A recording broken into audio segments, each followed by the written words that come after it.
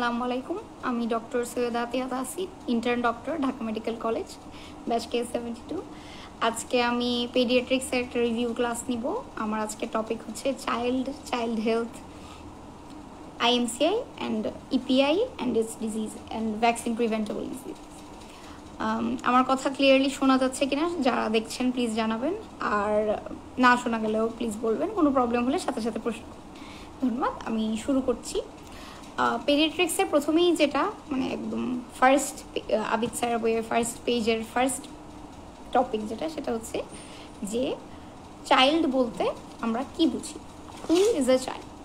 এটা হচ্ছে United নেশনসের definition অনুযায়ী a child means every human being below the age of 18 years unless under the law applicable to the child majority is attained earlier.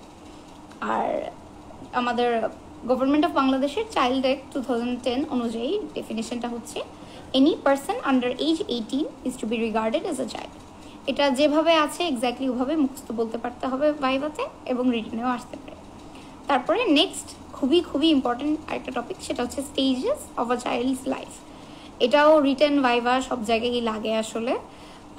এটাও Abid sir বইয়ের first পেজে আছে। আমাদের madam তো page number ধরে জিজ্ঞেস করতেন যে এই জিনিসটা কোথায় আছে বলো। তো এটা যেটা প্রথমে ইন্ট্রা ইউটেরাইন পিরিয়ডে আমরা ফার্টিলাইজেশন টু 8 উইক্সকে বলি এমব্রায়ো, 9 উইক্স টু বার্থকে বলা হয় ফিটাস। তারপরে পেরিনেটাল পিরিয়ড বলতে কি বুঝি? পেরিনেটাল পিরিয়ড বলতে আমরা বুঝি from 28th week of gestation to 7th day after birth. তারপরে নিউনেটস মানে birth to 4 weeks of age. তারপরে হচ্ছে ইনফেন্সি মানে birth to 1 years of age. ইনফেন্সিটাকে আবার দুই ভাগে ভাগ করা হয়, early infancy, late infancy. Early infancy হচ্ছে বার্থ টু 6 মান্থস, আর লেট ইনফেন্সি হচ্ছে 6 মান্থস টু 12 মান্থস। তারপরে আসে হচ্ছে টডলার। টডলার হচ্ছে 1 to 3 ইয়ার্স অফ এজকে আমরা টডলার বলতেছি। তারপরে চাইল্ডহুড হচ্ছে 3 to 10 ইয়ার্স অফ এজ, আর 10 to 19 ইয়ার্স অফ এজকে বলে অ্যাডোলেসেন্ট। এটা আমাদের সময় রিটেনে আসছিল, আর এমনিতে ভাইভাতেও ম্যাডামরা অনেকেই আছেন যারা এটা দিয়ে মানে পরীক্ষা শুরু করতে পছন্দ করে। তারপরে আসা হচ্ছে চাইল্ড হেলথ সিনারিও যে টপিকটা আছে। চাইল্ড হেলথ সিনারিও টপিকটার মধ্যে মেইনলি 3টা জিনিস লাগে, যে সেটা হচ্ছে neonatal mortality rate, under 5 mortality rate, আর ইনফ্যান্ট মর্টালিটি রেট। এগুলোর লেটেস্ট ভ্যালুটা জানতে হবে এবং কজ জানতে হবে। আচ্ছা, আর এখন এটার লেটেস্ট ভ্যালু BDHS 2014 অনুযায়ী যেটা আছে সেটা হচ্ছে যে under 5 mortality rate 46, infant mortality rate 38, আর নিওনেটাল মর্টালিটি রেট হচ্ছে 28 per 1000 লাইফ বার্থ। মানে আন্ডার 5টা 46, infant mortality 38, and neonatal mortality 28 per 1000 life birth. এটা একদম মুখস্থ থাকতে হবে, এবং যদি এর পরে লেটেস্ট কিছু বের হয়ে থাকে সেটাও পড়ে নিতে হবে। আর আরেকটা জিনিস যেটা লাগবে সেটা হচ্ছে যে এই ডেথগুলোর প্রিন্সিপাল কজ। এর মধ্যে মেনলি আন্ডার 5 আর নিওনেটাল এ দুটোই আলাদা করে লাগে। আন্ডার 5-এর মধ্যে আবিদ স্যারের বইয়ে যেটা আছে সেটা হচ্ছে যে প্রথমেই তারা নিওনেটাল ইলনেসেসগুলো বলেছে।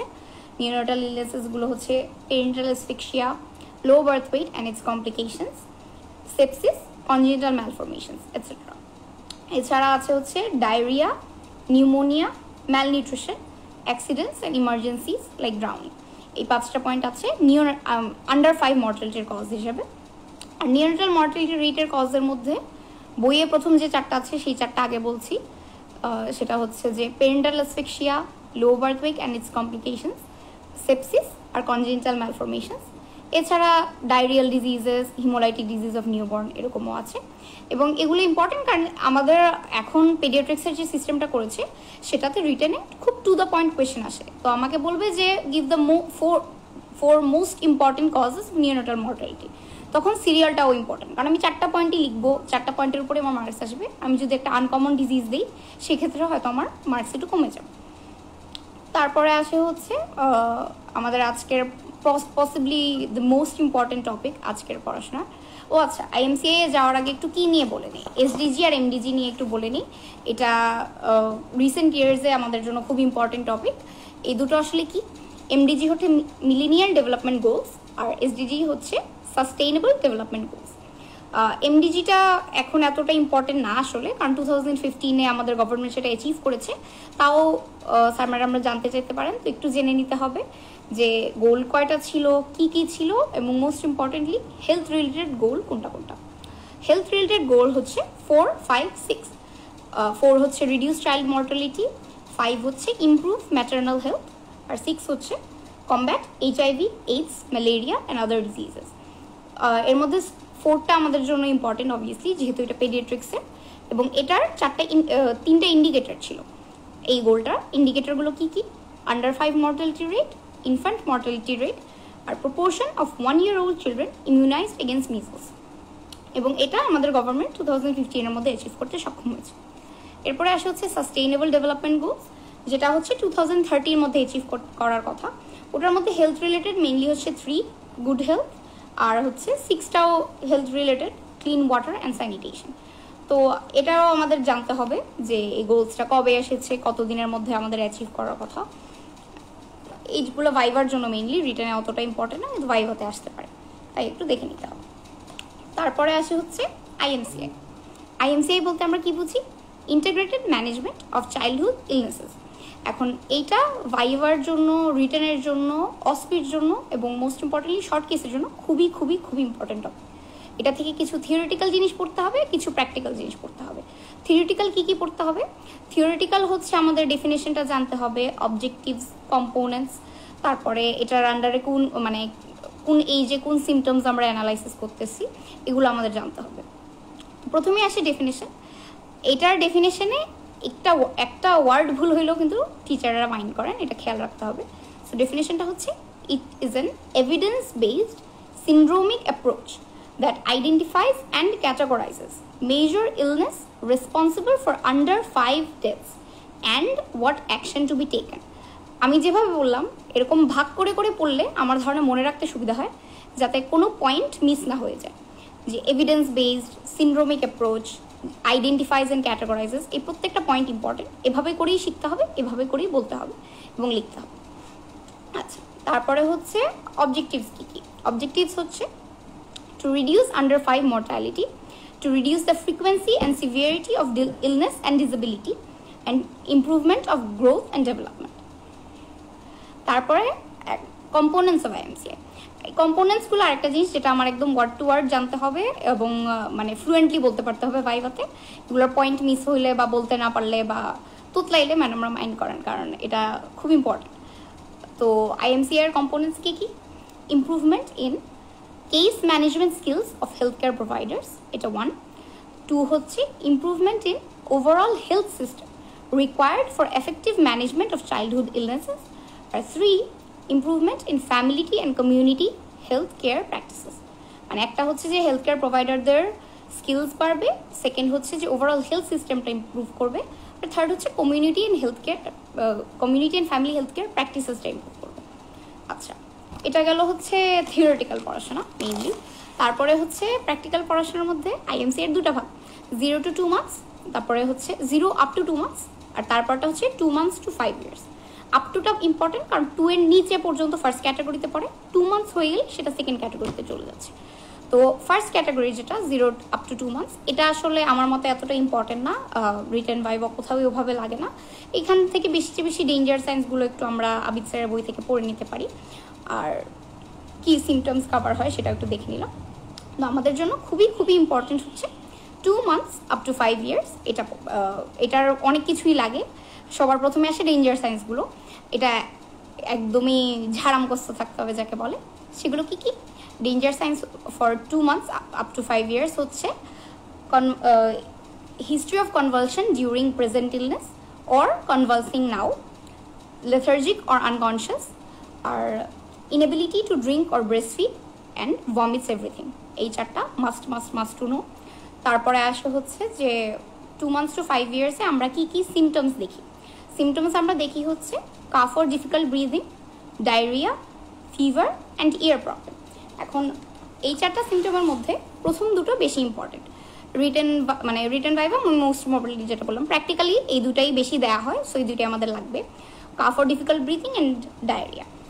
তার আগে শুরুর আগে একটা জিনিস বলে নিই, যে IMCI এর একটা ফর্ম আছে, এই ফর্মটা কেউ যদি কখনো নিজের চোখে না দেখে থাকো, আমার অ্যাডভাইস থাকবে যে অবশ্যই কোথাও থেকে খুঁজে হলেও দেখে নিবা, কারণ এটা একবার দেখা থাকলে প্র্যাকটিক্যালি করতে খুবই সুবিধা হবে এবং ম্যাডামরা কিছু ধরলে বোঝা যাবে যে আমি এটা আগে দেখেছি যে এটাতে আসলে কী কী আছে হচ্ছে যে প্রথমে ডেঞ্জার সাইন্স, তারপরে কাফ অর ডিফিকাল্ট ব্রিদিংয়ের কোয়েশ্চেনেরটা, ডায়রিয়ার, তারপরে ফিভারের, ইয়ার প্রবলেম, তারপরে ম্যাল নিউট্রিশনের জন্য কী কী দেখবো, আর আদার মেডিকেল কমপ্লিকেশনস, লাস্টে এনিমিয়া।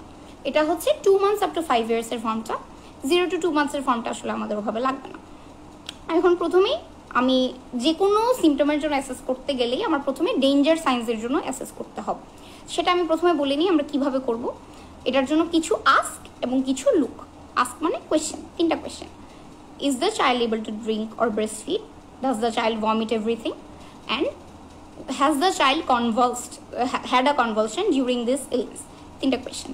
তারপরে দেখবো 2টা জিনিস, যে is the child lethargic or unconscious, আর হচ্ছে ইজ দ্য চাইল্ড কনভালসিং না। এই 2টো জিনিস আমাদের দেখতে হবে। আর এটা হচ্ছে ডেঞ্জার সাইন্স গেল। আর তারপরে cough or difficult breathing assess করতে হলে আমরা প্রথমে জিজ্ঞেস করবো ফর হাউ লং, ডিউরেশনটা জানতে হবে। আর এরপরে খুবই ইম্পর্টেন্ট, ব্রেথ কাউন্ট করতে হবে। এবং আমরা জানি যে বাচ্চাদের ক্ষেত্রে আমাদের অবশ্যই ফুল 1 minute কাউন্ট করে তারপরে আমার রেটটা বলতে হবে। যেহেতু বাচ্চারা ইরেগুলার ব্রিদিং করে, আমরা হাফ মানে 30 seconds কাউন্ট করে 2 দিয়ে মাল্টিপ্লাই করে বলতে পারবো না, ফুল 1 minute কাউন্ট করতে হবে। তারপরে হচ্ছে এছাড়া আমরা দেখবো chest indrawing, stridor, wheeze, এগুলো দেখতে হবে।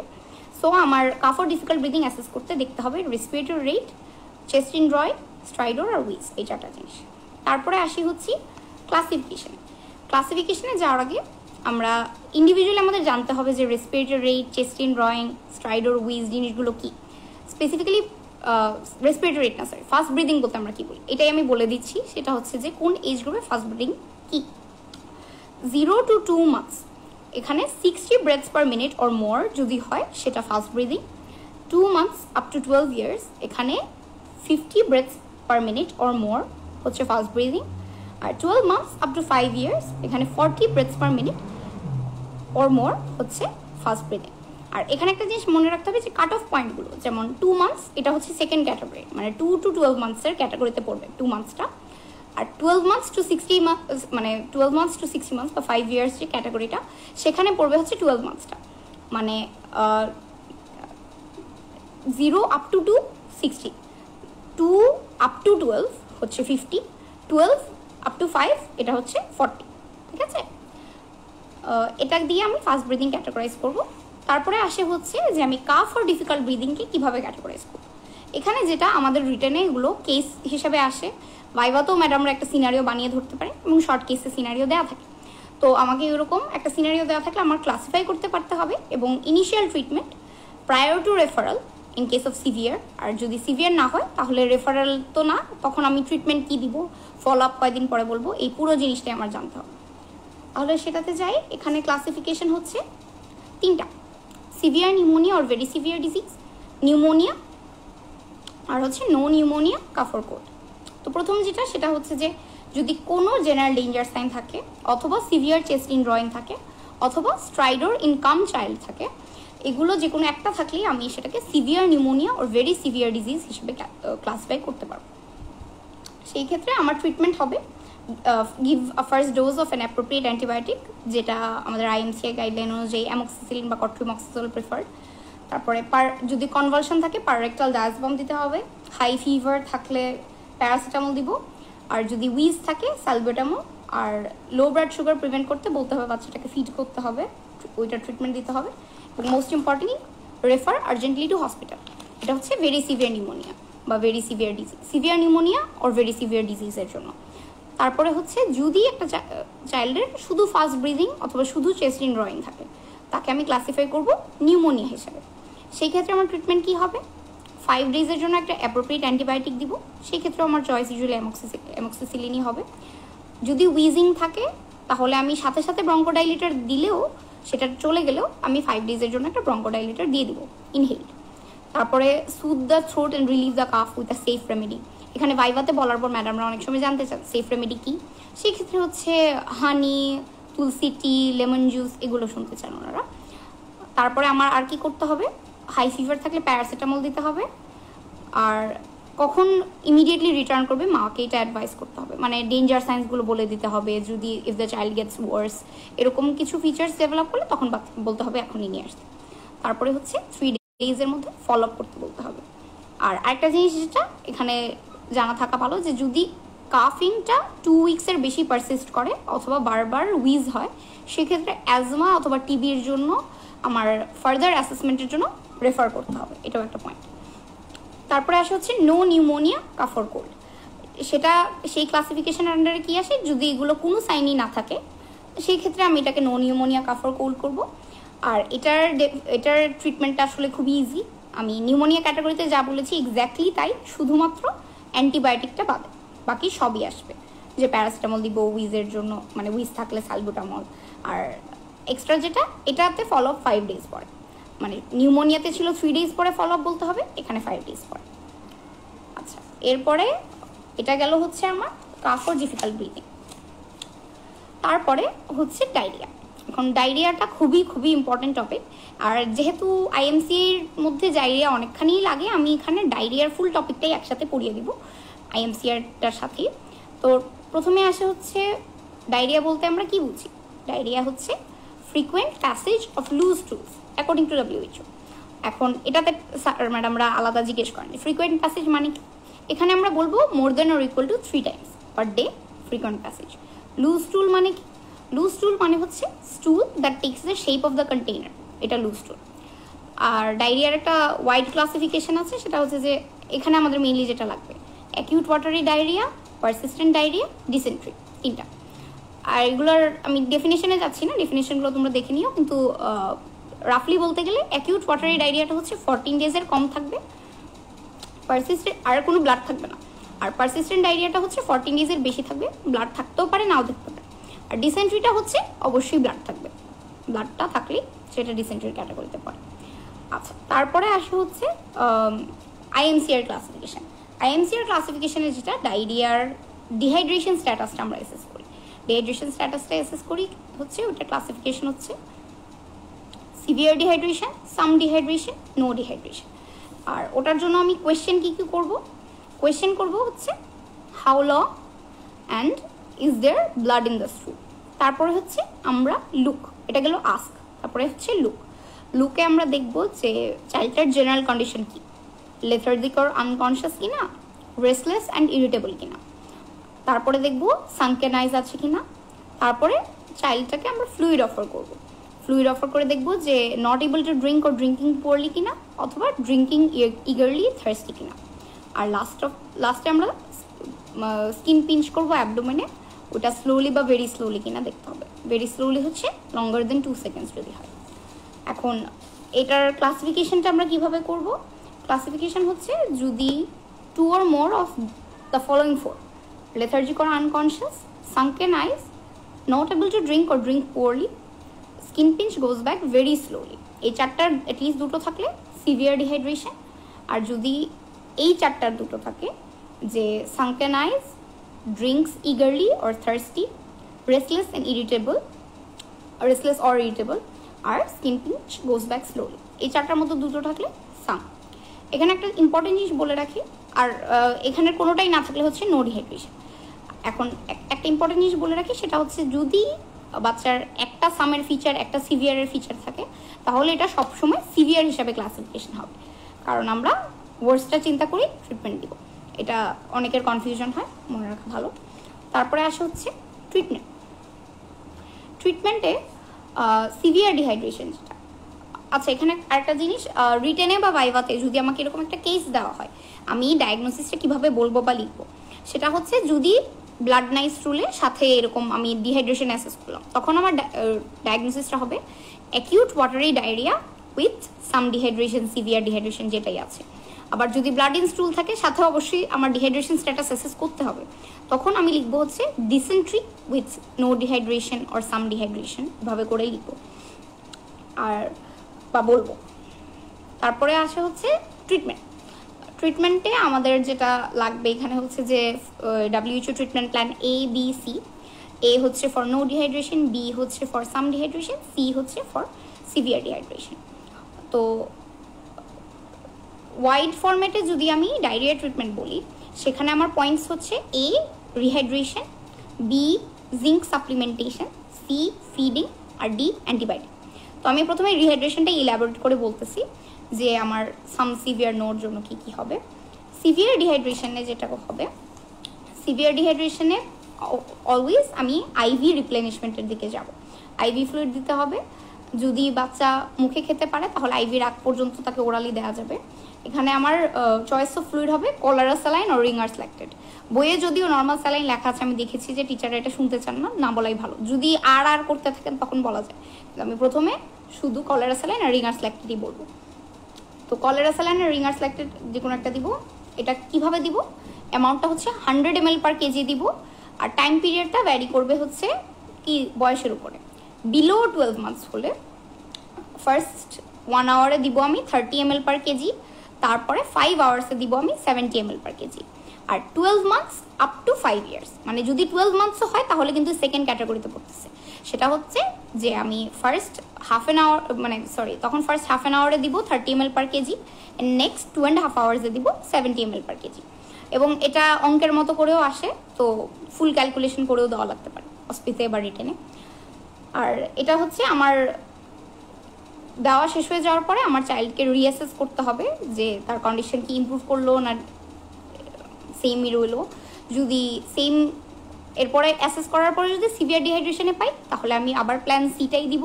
যদি দেখি সামে চলে গেছে প্ল্যান বি দিব। নো ডিহাইড্রেশন স্ট্যাটাস পাইলে কি দিব? প্ল্যান এ দিব। এভাবে করে ম্যাডামরা কাউন্টার কোয়েশ্চেন করেন, এভাবেই উত্তর দিতে হবে। আর হচ্ছে সিভিয়ার ডিহাইড্রেশনে বাচ্চা মুখে খেতে পারলে সাথে 5 ml per kg ওরালিও দেওয়া যেতে পারে। তারপরে আসে হচ্ছে সাম ডিহাইড্রেশনে থাকলে আমি কীভাবে রিহাইড্রেট করবো, সেটা হচ্ছে ওআরএস দিয়ে করতে হবে 75 ml per kg over a period of total 4 hours। এটা বাচ্চার মাকে অ্যামাউন্টটা হিসাব করে দিয়ে দিতে হবে আর বলতে হবে যে 4 ঘন্টার মধ্যে মানে খাইয়ে শেষ করতে হবে, এবং স্পুন সিপস যেভাবে পারে। তারপর এইটা চলার সময় বাচ্চাকে ব্রেস্ট ফিড করা যাবে, কিন্তু এবং সিমিলারলি কমপ্লিট হওয়ার পরে রিঅ্যাসেস করতে হবে যে ইমপ্রুভ হলো না ডিপ্রুভ হলো না সেম। তারপরে আসে হচ্ছে ট্রিটমেন্ট প্ল্যান এ। প্ল্যান এ যেটা, এটা হচ্ছে হোম ট্রিটমেন্ট, মানে নো ডিহাইড্রেশনের জন্য। এখানে আমি এক্সট্রা ফ্লুইডস দিব, continue feeding, and advice the care giver went to return. Went to রিটার্নের আন্ডারে কী কী point? when there is blood in stool, if the child drinks poorly, becomes sicker, or is not improving in 2 days। তো এখানে আমি increase ফ্লুইডের জন্য ORS দেওয়া যেতে পারে after every স্টুল। এছাড়া অন্য হোম রেমেডিজ যেমন চিরা পানি, কুকড রাইস ওয়াটার, ইয়োগার্ট, এগুলোও দেওয়া যেতে পারে। আর কিন্তু কিছু জিনিস like very sweet T, soft drinks, sweet and fruit drinks, এগুলো অ্যাভয়েড করতে হবে। তারপরে আসে হচ্ছে এটা তো গেল হচ্ছে আমার রিহাইড্রেশন। রিহাইড্রেশন ছাড়া আর পয়েন্টস বলেছিলাম হচ্ছে যে জিঙ্ক সাপ্লিমেন্টেশন। জিঙ্ক সাপ্লিমেন্টেশনের ডোজ হচ্ছে ক্লাসিফিকেশন যাই হোক, এটা আমার লিখতেই হবে, বলতেই হবে। 6 months নিচের জন্য 10 mg per day for 10 to 14 days, আর 6 months বেশি অথবা 6 months সমান হলে 20 mg per day for 10 to 14 days। মানে 6 months নিচে হলে 10 mg per day, আর 6 months and above 20 mg per day। আর এরপরে আসে হচ্ছে ফিডিং। ফিডিংয়ের জন্য হচ্ছে 6 months নিচে হলে শুধু ব্রেস্ট ফিডিং, 6 months বেশি হলে আর সেটা হচ্ছে যে অ্যাডিশন ব্রেস্ট ফিডিংয়ের পাশাপাশি মানে হোমমেড ফ্রেশ ফুড যেমন খিচুড়ি, ম্যাশড বানানা, ফ্রেশ ফ্রুট জুস, এগুলো দেওয়া যেতে পারে। আর এরপরে আসে অ্যান্টিবায়োটিক। অ্যান্টিবায়োটিক হচ্ছে normal rotaviral ডায়রিয়াতে acute watery ডায়রিয়ার classification, আমরা অ্যান্টিবায়োটিক দিব না। যদি স্পেসিফিক্যালি কলেরা কোনো কারণে সাসপেক্ট হয় এবং বাচ্চার যদি কলেরার কন্ট্যাক্ট থাকে বা ওরকম, সেক্ষেত্রে অ্যান্টিবায়োটিক দেওয়া যেতে পারে টেট্রাসাইক্লিন, অ্যাজিথ্রোমাইসিন, সিপ্রোফ্লক্সাসিন অর কট্রিমক্সাজোল। এটা এত ইম্পর্টেন্ট। আর এখন এডিশনাল কিছু একাডেমিক কোয়েশ্চেন বলে দিই কিসের জন্য লাগে, রিটেনের জন্য লাগতে পারে। সেটা হচ্ছে অ্যাকিউট ওয়াটারি ডায়রিয়ার কজ কী কী। ফার্স্টেই রোটাভাইরাস, তারপরে ভিব্রিও কলেরি, তারপরে 3 ধরনের ইকোলাই, এন্টেরোটক্সোজেনিক, এন্টেরোপ্যাথোজেনিক আর এন্টেরো অ্যাডহেরেন্ট ইকোলাই। আর ক্রিপ্টোস্পোরিডিয়াম দিয়ে হতে পারে, ক্যাম্পাইলোব্যাক্টের জেজুনি দিয়ে হতে পারে। এছাড়া হচ্ছে আর কি লাগে। আর রিটেনের জন্য একটা কোয়েশ্চেন আসে যে ডিসেন্ট্রি আসতে পারে।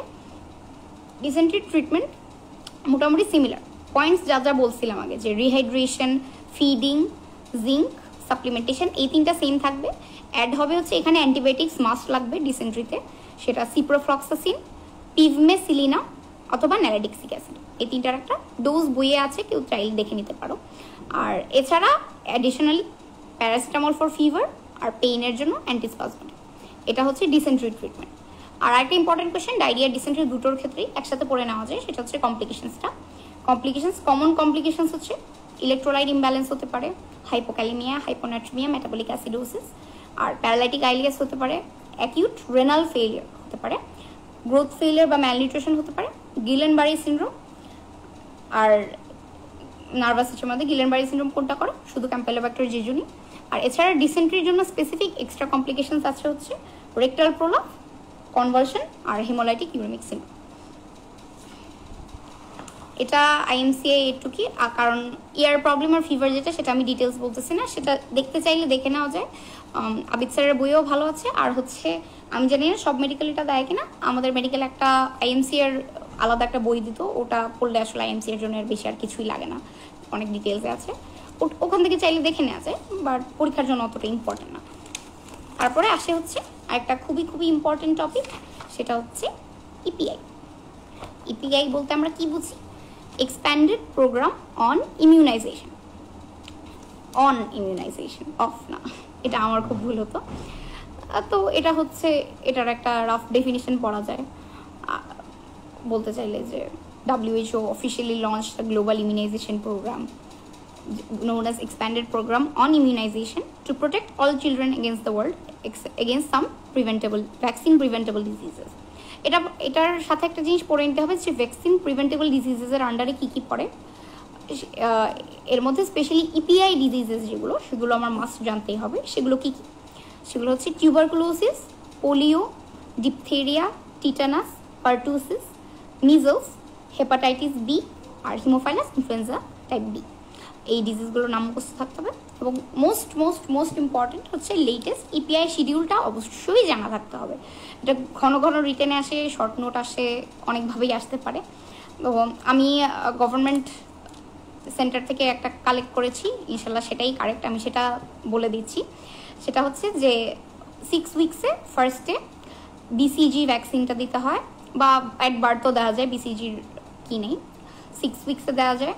তারপরে হচ্ছে 6 উইক্সে মেইন যে 3টা দিতেই হবে, ওরাল পলিও ভ্যাকসিন যেটা, পেন্টা 1 আর পিসিভি মানে হচ্ছে ওই নিউমোকক্কাল ভ্যাকসিনটা আর কি। তারপরে তো 6 উইক্সে গেল OPV 1, পেন্টা 1 আর PCV 1, পেন্টা মানে পেন্টাভ্যালেন্ট।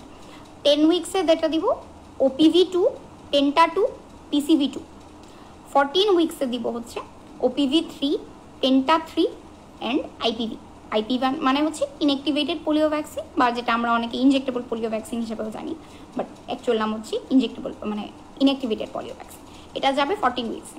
তারপরে 18 উইক্সে দেওয়া হবে হচ্ছে PCV 3টা, মানে নিউমোকক্কাল ভ্যাকসিন 3 যেটা। তারপরে 9 মান্থসে দেওয়া হয় MR1, MR মানে মিজলস রুবেলা, আর 15 মান্থসে MR2। এটা হচ্ছে কমপ্লিট ইপিআই শিডিউলটা, লেটেস্টটা। এটা সবার অবশ্যই ফুল মুখস্থ থাকতে হবে। তারপরে আসে হচ্ছে রিলেটেড একটা টপিক আছে AEFI। এটার ব্যাপারে প্লিজ ডেফিনেশনটুকু জেনে নেওয়া উচিত। সেটা হচ্ছে adverse events following immunization which is a medical incident that takes place after immunization, causes concern and believed to be caused by the immunization. আর এরপরে হচ্ছে আসে vaccine preventable diseases. Vaccine preventable ডিজিজেসের মধ্যে আমাদের জন্য ইম্পর্টেন্ট হচ্ছে measles, mumps, TB. Measles, mumps আর টিবি থেকে প্রথমে মিজলস আর মাম্পস থেকে বলি। মিজলস আর মাম্পস থেকে আমার মেইনলি লাগবেই হচ্ছে কমপ্লিকেশনসগুলো। আর এছাড়া মেইনলি যেটা এই কেস সিনারিও দেওয়া থাকে, তো ডায়াগনোজও করতে পারতে হবে। তো মিজলসের ক্ষেত্রে ডায়াগনোস্টিক একটা ইম্পর্টেন্ট পয়েন্ট হচ্ছে কপ্লিক স্পটটা। তারপরে কি আসবে, ফিভারের পরে কততম দিনের র্যাশ আসে, কপ্লিক স্পট দিয়ে আইডেন্টিফাই করে। কারণ আমার জন্য কি সিনারিও বানালে সেখানে কপ্লিক স্পটটা মেনশন করা থাকবে। আর তো আমার আইডেন্টিফাই করার পরে আমার ওটার কমপ্লিকেশনসটাই মেনলি লাগবে। কমপ্লিকেশনস কী আছে? রেসপিরেটরির মধ্যে আছে হচ্ছে otitis media, laryngitis, post measles, bronchopneumonia, empyema, mediastinal emphysema, flaring of TB, এগুলো রেসপিরেটরি কমপ্লিকেশনস অফ মিজলস। এরপর আসে হচ্ছে জিআইটি, ডায়রিয়া, খুবই ইম্পর্টেন্ট, ক্যাঙ্ক্রামরিস। ম্যালনিউট্রিশনের মধ্যে vitamin A deficiency, septicaemia, DIC. CNS এর মধ্যে এনকেফালাইটিস, গিলেনবারি সিনড্রোম, একটু রেয়ার একটা আছে যে subacute sclerosing panencephalitis. Eye এর মধ্যে কেরাটাইটিস, কর্নিয়াল আলসারেশন। এটা কিভাবে হয়? যে ভিটামিন এ ডেফিসিয়েন্সি থ্রুতেই হয়। আর ভাইভাতে মোস্ট ইম্পর্টেন্ট শুরুর দিকেই বলতে নিতে হবে, সেটা হচ্ছে যে ডায়রিয়াটা, ভিটামিন এ ডেফিসিয়েন্সি, এগুলো বেশি ইম্পর্টেন্ট, টিচাররা বেশি শুনতে চান। আর একটা জিনিস আমি এখানে বলে রাখি যে ভ্যাকসিন প্রিভেন্টেবল ডিজিজেস আমরা যখন পড়বো, সাথে করে মিলিয়ে আমরা ইনফেকশাস ডিজিজেসের সাথে একটু কোরিলেশন রেখে পড়বো। কারণ এই যে মিজলস, স্পেশালি মিজলসের সাথে একটা জিনিস হচ্ছে যে ফিভার উইথ র্যাশ, যা যা ডিফারেন্সিয়ালস আছে ওগুলোর সবগুলোর ব্যাপারে আমার একটু আইডিয়া রাখতে হবে। কারণ হচ্ছে কেস সিনারিও হয়তো ওভাবে ডেফিনিট নাও দেখা থাকতে পারে। দেখা গেল একটা কেস সিনারিও ফিভারের সাথে র্যাশ, ওইটার ডিফারেন্সিয়ালস কত কিছু হতে পারে, যে মিজলস হতে পারে, ডেঙ্গু হতে পারে, রুবেলা, চিকেন পক্স, তারপরে রিকেটশিয়াল ইনফেকশনস হতে পারে, টাইফয়েড হতে পারে। তো অনেক কিছুতেই ফিভার উইথ র্যাশ হয়। এই ডিফারেন্সিয়ালসগুলো জানা থাকতে হবে।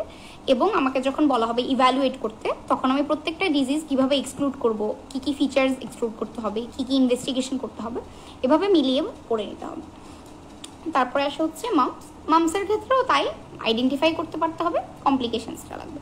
কমপ্লিকেশনস হচ্ছে মেনিনজাইটিস, এনকেফালাইটিস, তারপরে আমরা খুবই ইম্পর্টেন্ট জানি মামস অর্কাইটিস বা এপিডিডাইম অর্কাইটিস, যেটা ট্রানজিয়েন্ট হিয়ারিং লস, ল্যাব্রিনথাইটিস, রেয়ারলি প্যানক্রিয়াটাইটিসও হতে পারে এগুলো। আর এগুলোর সাথে করে টিচাররা জিজ্ঞেস করতে পারেন যে এগুলো ভ্যাকসিন প্রিভেন্ট করার জন্য কী ভ্যাকসিন আছে, এরকম। তারপরে আরেকটা ইম্পর্টেন্ট টপিক হচ্ছে টিউবারকুলোসিস।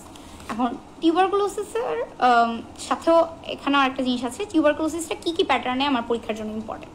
সেটা হচ্ছে যে সার্ভাইকাল লিম্ফাডেনাইটিস হিসাবে আসতে পারে, যে একটা বলা থাকলো যে একটা বাচ্চার সার্ভাইকাল লিম্ফাডেনাইটিস আছে, সাথে যদি এরকম বলাই থাকে যে low grade evening rise of temperature, calf আছে, তখন তো আমি স্পেসিফিক ডায়াগনোসিস টিউবারকুলার লিম্ফাডেনাইটিসই বলতে পারতেছি। কিন্তু ওরকম স্পেসিফিক যদি না থাকে, সেক্ষেত্রে আমার কিছু ডিফারেন্সিয়ালস আসবে। সেটার মধ্যে টিউবারকুলোসিস আছে, কিছু হেমাটোলজিক্যাল ম্যালিগনেন্সি আছে, যেমন লিম্ফোমা, অ্যাকিউট লিম্ফোব্লাস্টিক লিউকেমিয়া। তারপরে ইনফেকশাস কিছু ডিজিজ আছে, যেমন ইনফেকশাস মনোনিউক্লিয়াসিস হতে পারে। আবার কিছু ক্ষেত্রে টিউবারকুলোসিসের সাথে কিন্তু কালাজারও ওভারল্যাপ করে। তো আমার এখানেও টিউবারকুলোসিসের সাথে মিলিয়ে কিছু ইনফেকশাস ডিজিজ আর কিছু হেমাটোলজিক্যাল ডিজিজ কোরিলেট করে পড়তে হবে। যে আমাকে এরকম একটা কেস দেওয়া থাকলো, সেটা আমি ফার্দার অ্যাসেস কীভাবে করব। যেমন আমি হিস্ট্রিতে কিছু পয়েন্টস দেখবো, কোনটা কিসের পক্ষে যাবে। আমি লিখবো যে fever with evening rise of temperature, night sweats থাকলে সেটা হচ্ছে টিউবারকুলোসিসের ইন্ডিকেটর। শুধু ফিভার থাকলে সেটা কালাজার বা লিম্ফোমা হতে পারে। অ্যানোরেক্সিয়া অ্যান্ড ওয়েট লস সবগুলোতেই থাকবে।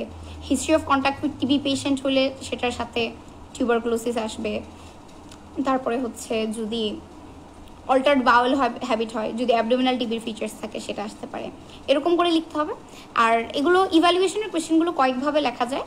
আমার পার্সোনালি মনে হয় যে প্রত্যেকটা ডিজিজ ধরে আলাদা লেখার চেয়ে যদি আমি হিস্ট্রি হেডিং দিয়ে কয়েকটা পয়েন্টস দিয়ে বলি যে এই ফিচারটা এই ডিজিজের পক্ষে, ওই ফিচারটা এই ডিজিজের পক্ষে, এটা আমার পার্সোনাল প্রেফারেন্স, আমি সবসময় এভাবেই লিখতাম।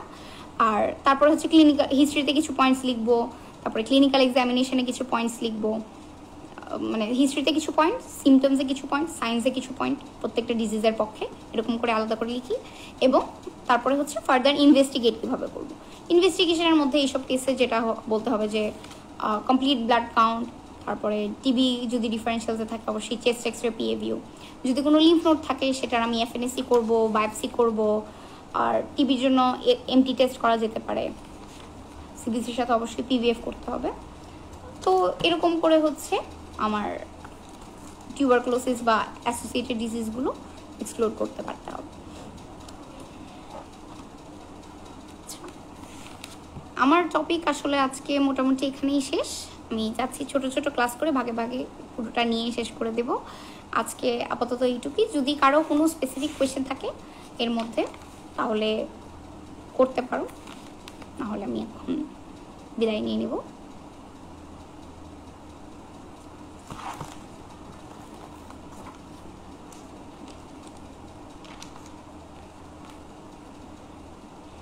আচ্ছা, ঠিক আছে।